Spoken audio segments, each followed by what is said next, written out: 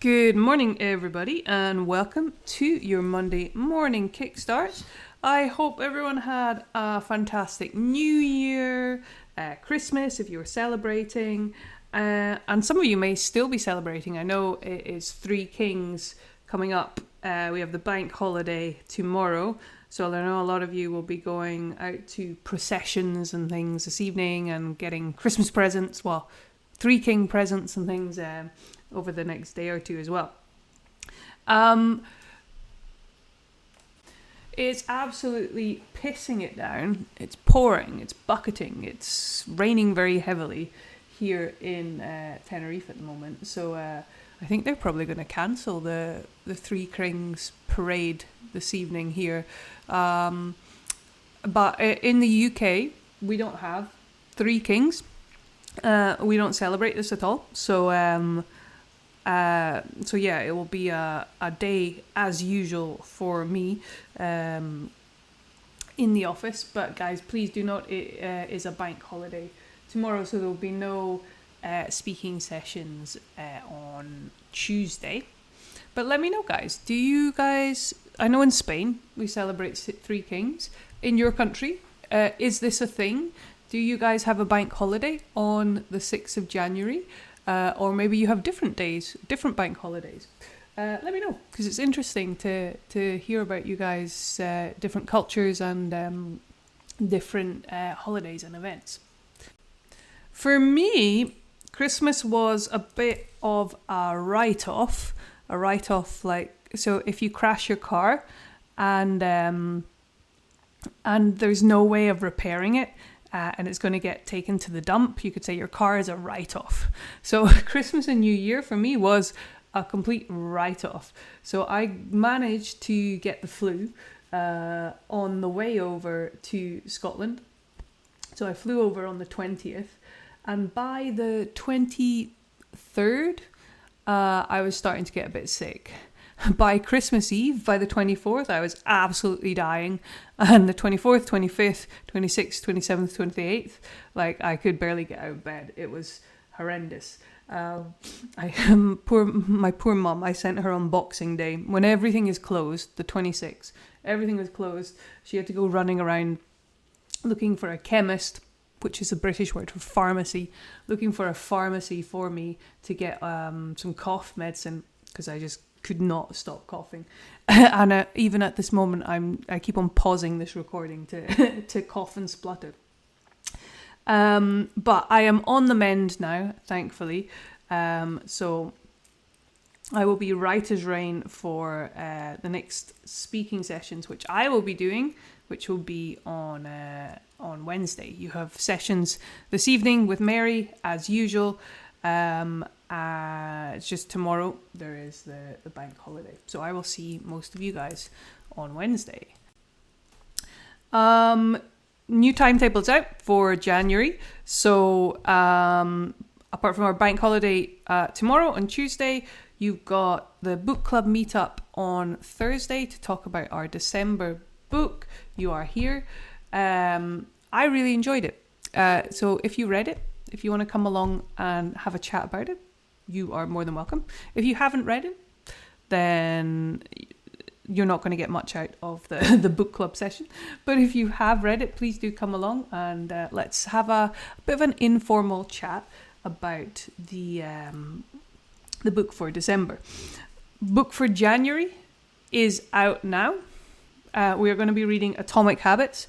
I absolutely love this book. I read it every single January. I think I've read it 4 or 5 times now. But it's a great book to help get you motivated, get you organized going into the start of the year. So we will be reading that as our January book, and we will be discussing it at the end of February. Okay? You might have also noticed on the timetable on Saturdays, it says coffee mornings. You might be wondering, what on earth is that? This was actually requested by a few of you to have a session each week where you guys can just meet up and chat without having to worry about exam tasks. So you guys can chat about your day-to-day life, have normal conversations without the stress and the pressure of trying to finish the task in 1 minute and compare and contrast and everything. So putting into practice all your lovely vocabulary that you've been learning and practicing in everyday situations, okay? Great way to meet friends, great way to catch up at the end of the week, or talk about your goals for the next week. So I think it's a really nice addition that you guys requested and suggested. So we've added that in on Saturdays, okay? There won't be a teacher in those sessions. This is just your grab a coffee and have some informal chats with each other, okay? The link to join those sessions is the same as Study Hall, okay? So it's not the same link as the speaking sessions. It's a second link on the timetable, okay? So just make sure you use that one when you join Coffee Morning. So that's our bit of exciting news for this week, our new addition to the course. Another bit of exciting news is, and this is for down the line, this is for the summer, but we floated the idea a few months ago of having a live in-person meetup with you guys, because as you know, we're just one big family here. I absolutely love this community. So we talked about the possibility of meeting up, of you guys coming to Tenerife, meeting up and doing some live kind of intensive sessions to help you with your English, but also so that we guys that we can meet up in person and enjoy each other's company as well. So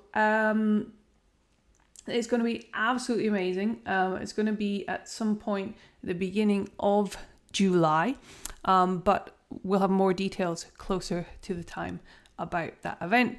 There will be a couple of days of intensive training for you guys, and that will be completely free for you guys who are on the course at the moment. But more about that in a few months' time. But really, really excited to bring that into the course for 2026. Moving on. Excuse me. So from my bed in Scotland, whilst I was dying of the flu, surrounded by snotty hankies and drinking far too much cough medicine. So from my bed, I was thinking about the fact that I haven't been sick for a couple of years, really. I haven't had a kind of flu or anything. And I was also thinking that I haven't really had a holiday in in about 5 years. Anyway, I haven't had a holiday where I haven't taken my laptop with me and been kind of working in the background. And I think this is great. Like, I love this job. I love helping you guys. This is my passion. But I kind of realized when I was enforced to take a break because I couldn't move in bed. I still have my niece and nephew jumping all over me trying to play hide and seek. But I realized that we all need a break from time to time, and that is why I've made sure that this year, going into 2026, that I am taking the bank holidays. So for the past 3 years, I haven't put bank holidays into the timetables because everybody's from different countries and has different schedules. But this year I'm adding in the bank holidays, especially the most common ones that you guys have in most of Europe. I've added them into the timetable so you guys can have some downtime as well and take a break. And I've added in a few weeks when we will close the school completely For example, over Easter, there'll be 1 week off, and in the summer there will be a couple of weeks off as well. These weeks when the school completely closes, don't worry, you're not going to lose any time on the course. In fact, you're basically getting a bonus week extra on the course, because you will get that week added to the end of your course, but you will also have access to all the platform and the training during that week off as well.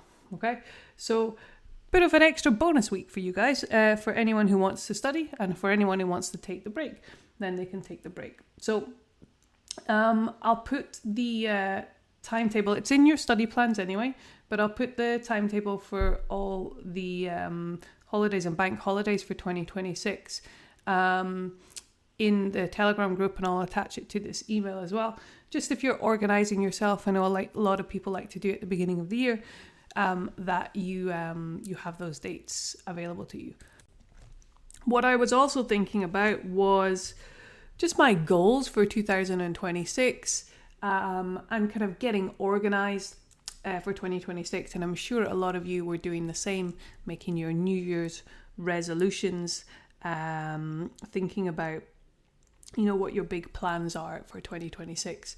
And a couple of things that I find really useful, and I think you guys probably know by now, I'm like hyper organized. I love my lists, I love my notes, I love planning. I'm already planning what to do New Year 2027. I'm very, very organized.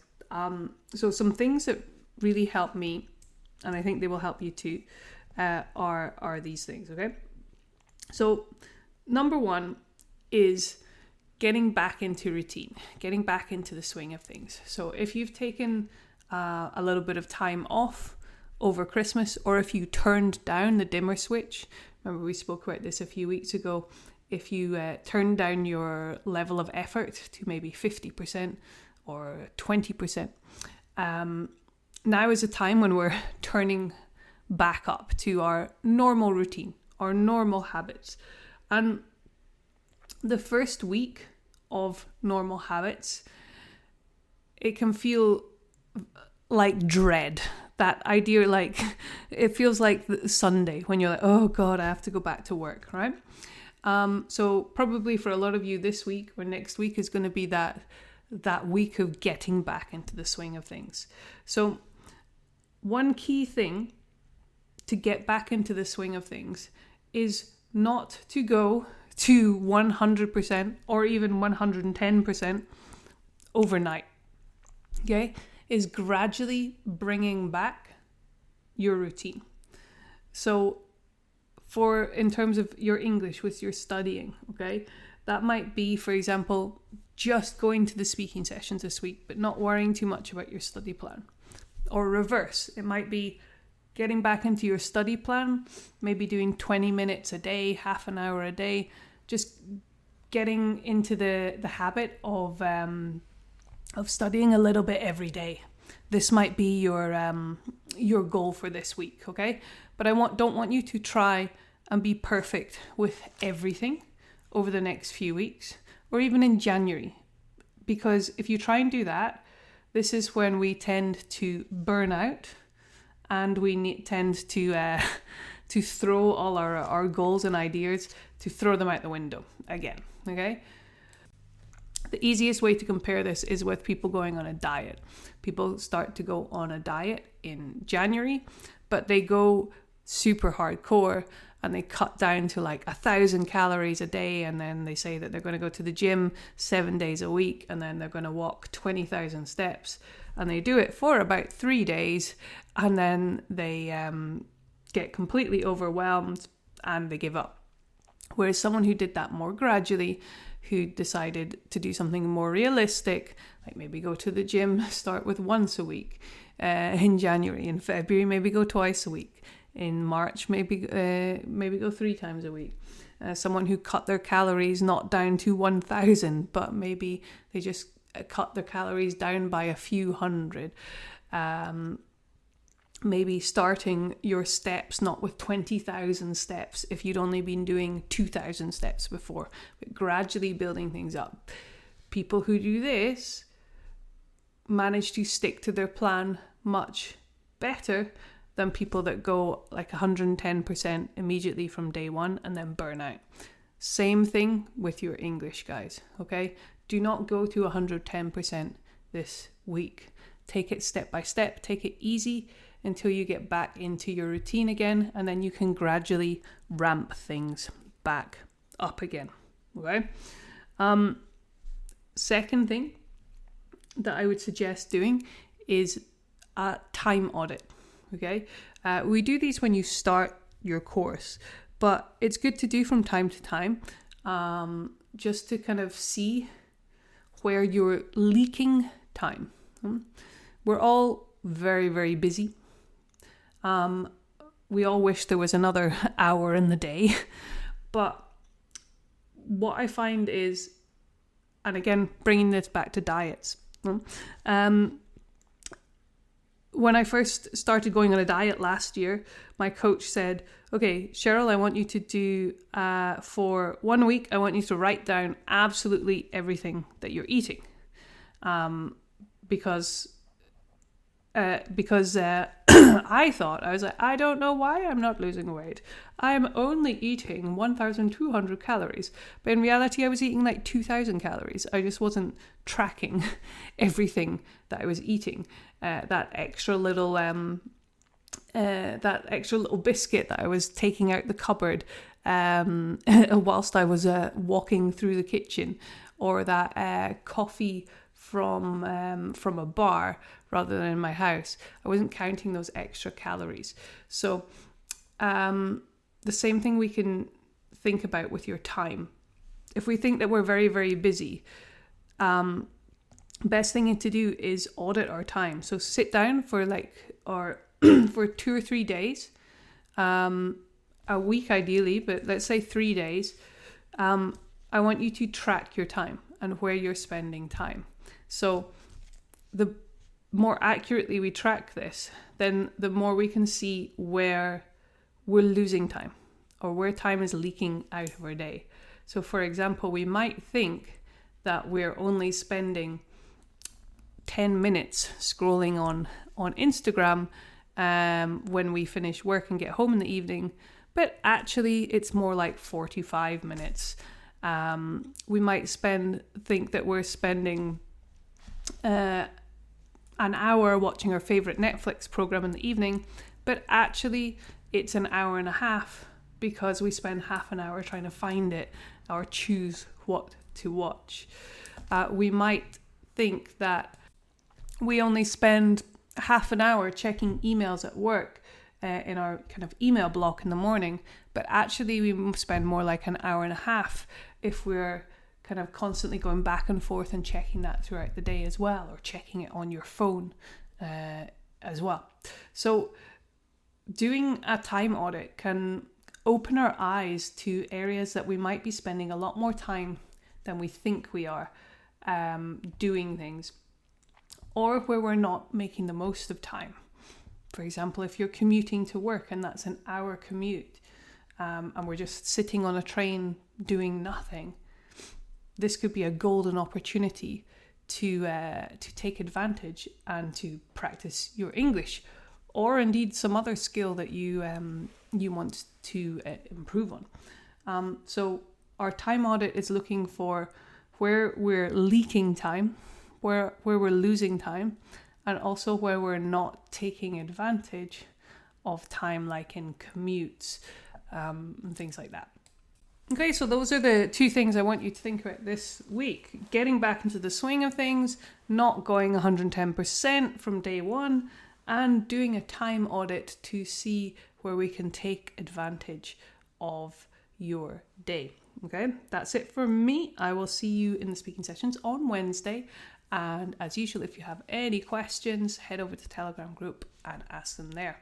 Hope you guys have a great one, and we'll speak to you soon.